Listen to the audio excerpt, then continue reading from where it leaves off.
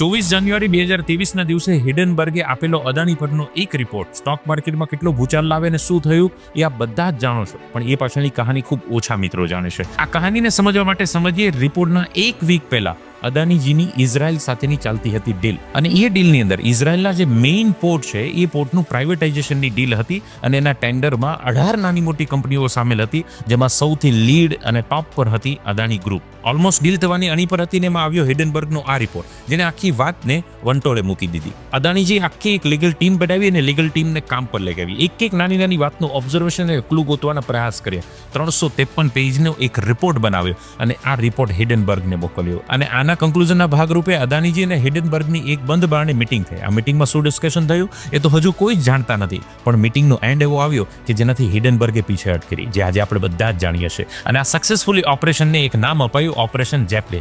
મિત્રો, આજે આ વાતને 2 વર્ષ થયા છે, પણ 2 વર્ષમાં અદાણીજી ફરી વાર એ લેવલ પર પહોંચ્યા છે.